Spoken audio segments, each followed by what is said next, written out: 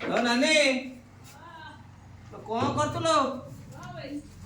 କଣ କରୁଥିଲୁ? ଏଇ ବା ଯାଉଥିଲି ଏଇ ବାଟେ ଆଉ ପଳେଇନି ଆଉ ଏଇପଟେ ଯାଉଥିଲି ଟିକେ ମୁଁ ପଳେଇନି ଆଉ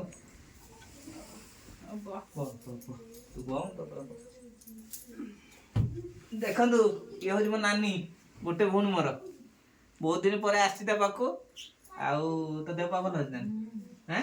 ଆଉ ନନାଙ୍କର କଣ ଦେହ ଭଲ ନାହିଁ, ଡାଇବେଟିସ୍ ଟିକେ କଣ ପଡିଛି। ଚଲାଚଲ କରୁନାହାନ୍ତି? ଦେଖନ୍ତୁ ମୋ ନାନୀ ମୁହଁ ଦେଖନ୍ତୁ, ଚଷମା କାଟି ଦଉଛି। ଦେଖନ୍ତୁ ମୋ ମୁହଁ ମୋ ନାନୀ ମୁହଁ ପୁରା ଏକା ନା, ପୁରା ସେମ୍ ଟୁ ସେମ୍। ଆଉ ମୋ ଭାଣିଜୀ ଆଜି ନାହିଁ, ମୋ ଭଣଜାକୁ ଟିକେ ଦେଖେଇମି, ଅଛି ସିଏ, ତା ଦେହ ଭଲ ନାହିଁ, ଶୋଇଛି। ମୋ ଭାଣିଜୀ ତାର ଏମିତି ମୋ ଫିଙ୍ଗର ଟିପ୍ସ ସ୍କ୍ରିନରେ ଯୋଉ ଖୋଲାଯାଏ ଓପନ୍, ତା ଫିଙ୍ଗର ଖୋଲିଯାଏ। ମାନେ ଅନୁମାନ କରନ୍ତୁ କଣ ସିମିଲାରିଟି ଥିବ। ଆଇର ବି ମାନେ ସିମିଲାରିଟି। ଆଉ ମୋ ନାନୀ ମୁହଁ ଦେଖନ୍ତୁ ପୁରା ଡିଟୋ କପି, କାର୍ବନ କପି। ଆଉ କହ ରୋଷେଇ କଣ? ଆଜି ରୋଷେଇ ନାହିଁ, ଆଜି ଗୁରୁବାର ମଣ୍ଡା କରିଦେଇଛି, ଖାଇଦେଇକି ଯିବା ଦିଟା ଆଉ। ମଣ୍ଡା ଉପାସରେ ଆସିଛି ମୁଁ, ସେଠି ଟିକେ ବୁଲି ବୁଲିକା। ଜାଣିଥିବେ ମୋ କାମ, କଲେଜରୁ ଆସିଲା ପରେ ଫିଲ୍ଡକି ଯାଇଥିଲି। ଏଇପଟେ ମୋ ନାନୀ ଘରଟା, ବାଟରେ ଯାଉଥିଲି ଟିକେ ପଳେଇ ଆସିଲି ଆଉ। ଆଉ କଣ କହ?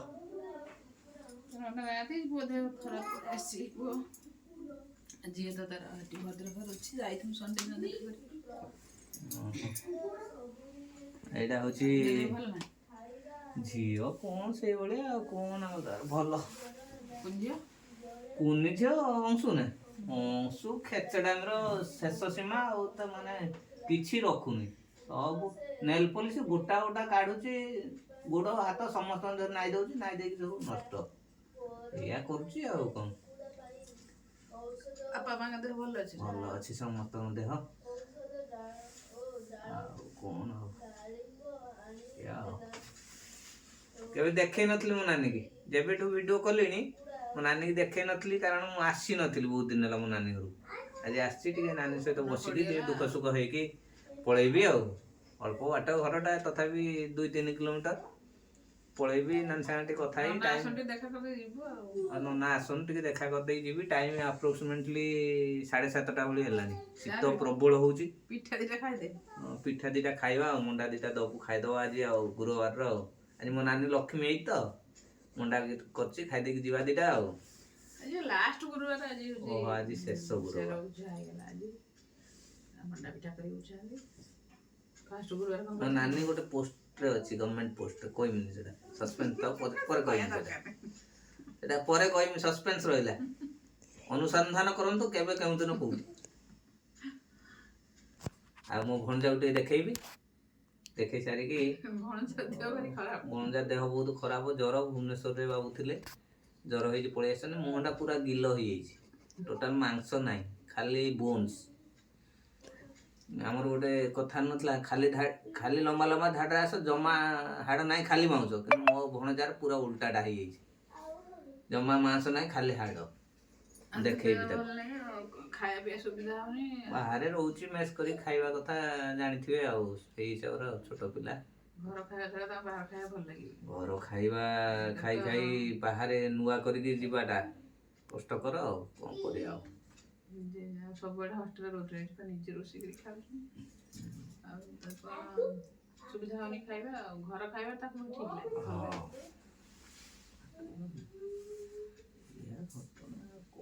ଟିଭି ବି ଆଉ ଦେଖୁନୁ? ଟାଇମ ହଉନି, କେତେ କାମ, ରାତି 4ଟାରେ ଉଠିକି ସବୁ କାମ, ଠାକୁରଙ୍କ କାମ, ତାକୁ ପଳେଇଲା ତା ଦେହ ଖରାପ କଥା। ପିଆଜ କିଛି ହବନି ନା, କେମିତି ତାକୁ ଟିକେ ଭଲ ଲାଗିବ, ଖାଇବ ଟିକେ ଭାତ ଦିଟା, ସେଇଥିପାଇଁ ତା ପାଇଁ କଲି ସବୁ। ଡାଲି, ଆଳୁ ଭର୍ତ୍ତା, ଛୁଇଁ ଆଳୁ ଭଜା, କାକୁଡି ସାଲଟ କରିଦେବି, ଯେତେବେଳେ ଖାଇଲାଣି ତା ସୁପ। ଦେହଟା ଭଲ ନାହିଁ, ତାକୁ ଭଲ ଲାଗୁନଥିବ। ଟିକେ ଖୋଇଦେନି ତାକୁ, ଅଳ୍ପ ଦିଟା, ମୁଠେ ଖାଇଲା। ମୋର ଗୋଟେ ଭଉଣୀ, ଗୋଟେ ଭଣଜା, ଗୋଟେ ଭାଣିଜୀ, ଆଉ ଭିଣେଇ ବି ଗୋଟେ।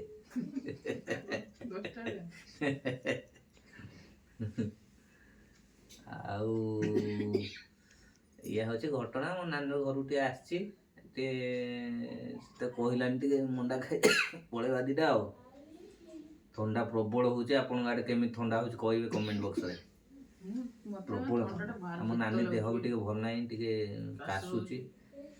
ଆଉ ନନାଙ୍କ ଦେହ ବି ଭଲ ନାହିଁ, ଭଣଜା ଦେହ ଭଲ ନାହିଁ, ଭାଞ୍ଜିଟି ମୋର ଭଲ ଅଛି, ଭଦ୍ରକରେ ରହୁଛି।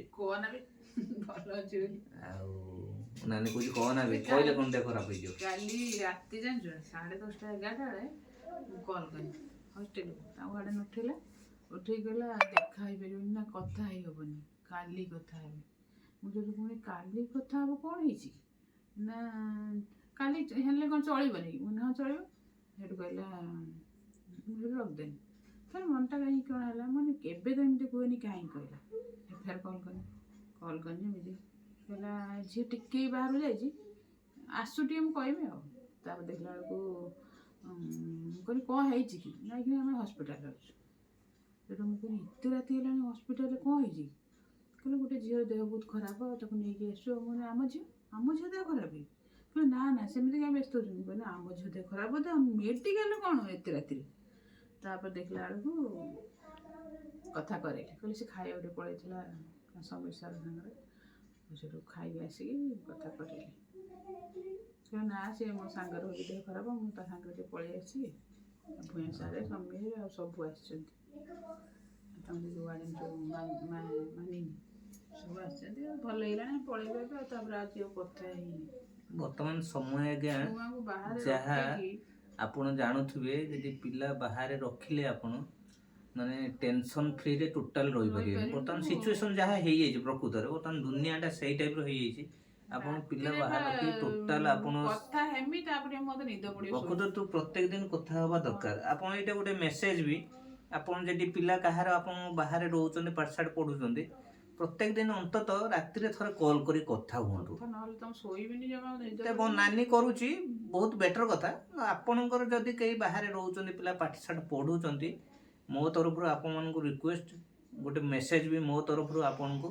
ତେଣୁ ସେ ପିଲାଙ୍କୁ ଆପଣ ଅନ୍ତତଃ ପ୍ରତ୍ୟେକ ଦିନ ରାତିରେ ଥରେ କଲ୍ କରିକି ଶୁଅନ୍ତୁ, କଥା ହେଇକି। କାରଣ ବର୍ତ୍ତମାନ ସମୟ ହିଁ ସେଇଆ ଚାଲିଛି, ଆମେ କ୍ଲାଇମେଟଟା ସେଇଆ ହେଇଯାଇଛି। କାଲି ସନ୍ଧ୍ୟାବେଳେ କଥା ହେଲୁ ଏ ସାଙ୍ଗରେ, ଭଲ, ତା ବାପା ବି କଥା ହେଲେ, କଥା ହେଲୁ। ମୁଁ ତ ରାତିରେ କାହିଁ ଲାଗିଲା ଦେହ ଖରାପ ଅଛି, କାରଣ ମୁଁ ଜମା ନିଦ ପଡ଼ିଲାନି, ମୁଁ ନିଦ୍ରା କାହିଁ ପଡ଼ୁନି। ଝିଅ ସାର୍ କଥା ହେନି, ପୁଅ ସାର୍ ତ କଥା ହେଇଛି, ଫେର ନିଦ ପଡ଼ୁନି। ରାତି 4ଟାରୁ ଫୋନ୍ ଆସିଲେ ଦେହ ଖରାପ, ମୋ ମୁଣ୍ଡ ବିନ୍ଧୁଛି, ମୋ ଜ୍ୱର, ମୋତେ ବହୁତ ଜୋର ଶୀତ ଲାଗୁଛି। ସାଙ୍ଗେ କହିଲି ପଳେଇଆନି। ରାତିରେ 4ଟାରେ ଫୋନ୍ ଆସିଲା ମାନେ ତ ଡର ଲାଗିବ ନା, କାହିଁ କଲ୍ଟା ଆସିଲା। ସେଇଠୁ କହିଲି ତୁ ପଳେଇଆନି ଆଗେ ଘରକୁ, ଏକ୍ଜାମ୍ ସରିଲାଣି, ତୁ ପଳେଇଆ। ସେ ତାର ବସ୍ ଚଢ଼ିକି ପଳେଇକି ଆସିକି 12ଟା 1ଟାରେ ପହଞ୍ଚିଲା। ପ୍ରକୃତରେ ବାପା ମା କ'ଣ ଏଇଥିରୁ ଗୋଟେ ଜିନିଷ ଜାଣନ୍ତୁ, ହଷ୍ଟେଲରେ ଛୁଆଙ୍କୁ ରଖିବ ମାନେ ତୁ କହିବ କଲେଜଟାକୁ ସେଠି ରଖିଦେଇଛି। ଆପଣ ହଷ୍ଟେଲରେ ଦେଖନ୍ତୁ, ମାନେ ପୁରା ନିଟ୍ ଆଣ୍ଡ କ୍ଲିଅର କଥା ସେ କହିଲା। ଆପଣ ବାହାରେ ଛାଡ଼ିଛନ୍ତି ମାନେ କଲିଜାଟାକୁ ଆପଣ ବାହାରେ ରଖିଛନ୍ତି। ତେଣୁ ସେଇଟା କେତେ ସେଫ୍ରେ ଅଛି, କ'ଣ ଅଛି, ସେଇଟା ଆପଣ ନ ବୁଝିଲେ, ଆଉ ପ୍ରତ୍ୟେକ ମା ବାପା ନ ବୁଝିଲେ ଶାନ୍ତିରେ ଶୋଇପାରିବେନି। ସବୁ କାମ ତ କରୁଥିବେ, ଫିର ବି ଛୁଆଙ୍କ କଥା ସବୁବେଳେ ମନେ ପଡ଼ୁଥିବ, କ'ଣ କରୁଥିବେ, ଭଲ ଅଛନ୍ତି ତ, ପାଠ ପଢ଼ୁଛନ୍ତି ନା, ଦେହ ଭଲ ଅଛି, ସବୁବେଳେ ମୋତେ ଏଇ ଚିନ୍ତାରେ। ସମସ୍ତେ କଥା ଖରାପ ଭାବିନି, ଏଇଟା ଗୋଟେ କେତେ ବଡ଼ ମେସେଜ। ଦେଖନ୍ତୁ ମା ବାପା କ'ଣ ପିଲାଙ୍କ ପାଇଁ କେତେ ସୁନ୍ଦର ସୁନ୍ଦର ଚିନ୍ତାଧାରା ସେମାନଙ୍କର। ମୋ ନାନୀକି ନେଇକି ମୁଁ କହୁଛି, ସମସ୍ତଙ୍କର, ସବୁ ବାପା ମା ସମସ୍ତେ ଏମିତି। କିନ୍ତୁ ଲାଷ୍ଟ ଟାଇମ୍ରେ ଯଦି ପୁଅ ଝିଅ ତାର ଭ୍ୟାଲୁ ନ ବୁଝନ୍ତି, ବହୁତ କଷ୍ଟ ହୁଏ ଆଜ୍ଞା, ବହୁତ କଷ୍ଟ। ଆଉ ବିଶେଷ କିଛି କହୁନି। ନା ମୁଁ ସବୁବେଳେ ଚାହେଁ କି ସେମାନେ ଭଲ ରୁହନ୍ତୁ, ନିଜ କଥା ନିଜେ କରନ୍ତୁ, ଆମ ପାଇଁ ନ କରନ୍ତୁ ବରଂ, କିନ୍ତୁ ସେମାନେ ନିଜେ ଭଲ ରହିଲେ, ସେମାନେ ଖୁସି ରହିଲେ ଆମେ ବି ଠିକ୍। ନାଇଁ ସେଟା ଠିକ୍। ଆମେ ଯେତିକି ପିଲା ଆମର ଦୁନିଆରେ ସମସ୍ତେ ଏମାନେ ହେଉଛନ୍ତି ବୁଢ଼ା କାଳର ସାହାରା। ଆଜିକାଲି ପିଲାମାନେ ବୁଢ଼ା କାଳ ସାହାରା ହେଇପାରୁନାହାନ୍ତି, କାରଣ ପାଠ ପଢ଼ିଲେ, ବାହାରେ ରହିଲେ, ସେ ବାପା ମାଆର କ'ଣ ସାହାରା? ଆମେ ସେମିତି ଯେମିତି ଆଗରୁ ଖରାରେ ଯେମିତି ଓଲ୍ଡ ହୋମ୍କୁ ନେଇଯାଇକି ଛାଡ଼ି ଦେଉଛନ୍ତି, ଦେଖିବୁ କିଛି ବର୍ଷ ପରେ ସେୟା ହିଁ ହେଇଯିବ। କାରଣ ପିଲାମାନେ ପାଠ ପଢ଼ିବେ, ତୁ ପାଠ ପଢ଼ିବୁ ନା ପଢ଼ିବୁନି? ଏମିତି ତ ଗୋଟିଏ ଛୁଆ, କି ଅତି ବେଶୀରେ 2ଟା, ବାହାରେ ନେଇକି ରଖିଦେଉଛି, ବାହାରେ ପଳାଉଛନ୍ତି ସେମାନେ, ତାଙ୍କ ପରିବାର ନେଇ ପଳାଉଛନ୍ତି, ବାପା ମା ଘରେ ରହିଯାଉଛନ୍ତି। ଠିକ୍ ନାନି, ତୁ ଯୋଉଟା କହୁଛୁ ବହୁତ ଭଲ କଥା। କିନ୍ତୁ ଗୋଟେ ଜିନିଷ ଦେଖେ, ଏମିତି ଗୋଟେ ଫ୍ୟାମିଲିରେ ବି ଘଟଣା ହେଉଛି, ଆପଣ ବି ଜାଣୁଥିବେ, ଆପଣଙ୍କ ଆଟମସ୍ଫିୟରରେ ବି ସେମିତି ହେଉଥିବ। ମାନେ ବାପା ମା ମଲା ପରେ ବି ଶୁଦ୍ଧି ହେବାକୁ ଆସୁନାହାନ୍ତି। ମାନେ କେତେ ବଡ଼ କଥା ଦେଖନ୍ତୁ, ଶୁଦ୍ଧି ହେବାକୁ ବି ଆସୁନାହାନ୍ତି। ମାନେ କ'ଣ ଏତେ ବ୍ୟସ୍ତବହୁଳତା ଜୀବନ ହେଇଗଲା ଯେ ଗୋଟେ ପିଲାକୁ ଛୋଟଠାରୁ ବଡ଼ କରିବା କେତେ କଷ୍ଟ।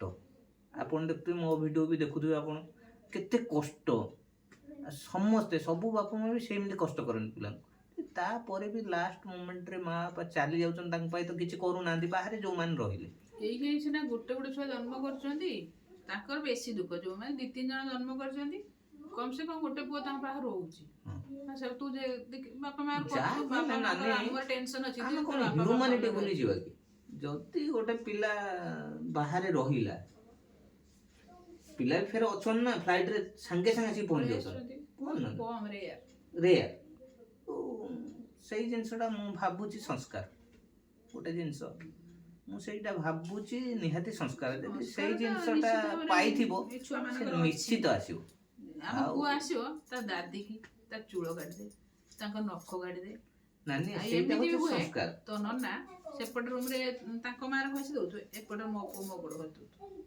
ସେଇଟା ନା ସଂସ୍କାର ସେଇଟା ଶିକ୍ଷା ଯାଏନି ପରିବାରରୁ ଶିଖି ଯାଆନ୍ତି ତା ବାପା ମାଙ୍କୁ ଶିଖି ଶିଖନ୍ତି କି ଶିକ୍ଷା ଯାଏ ସଂସ୍କାର କାହାକୁ ଶିଖାଯାଏ ପରିବାରର ଚାଲି ଚଳନ ଗତିବିଧି ନେଇକି ଛୁଆ ଶିଖନ୍ତି ଆମେ ସବୁ ମାନେ ଦୁନିଆଟା କଥା କହିବା ଆମେ ଆମ କଥା ହଉନାହାନ୍ତି ଆମେ ଦୁନିଆରେ ହଉଛି ପ୍ରାକ୍ଟିକାଲି ଏଇ ଜିନିଷଟା ହଉଛି ଆସିବ ଘରକୁ ତା ଦାଦି କହିବ ମୋର ଚୂଳ କାଟିଦବ ମୋ ନଖ କାଟିଦବ ତାକୁ ଆସିବୁ ଚୂଳ କାଟିଦେଇଯିବ ନଖ କାଟିଦେଇଯିବ ଯିବ ତା ନଖ କାଟି ସେଇଟାରେ ସେ କେତେ ଖୁସି ପାଉଥିବେ କହିଲେ ତେଣୁ ଯଦି ମୋ ଭିଡ଼ିଓ ଆପଣଙ୍କୁ ଭଲ ଲାଗିଥାଏ ତାହେଲେ ଲାଇକ୍ ସେୟାର ଆଉ କମେଣ୍ଟ କରିଦେବେ ଆଉ ମୋ ଆଇଡ଼ିଟା ଗୋଟେ ଫଲୋ କରିଦେବେ ରହିଲି ଜୟ ଜଗନ୍ନାଥ।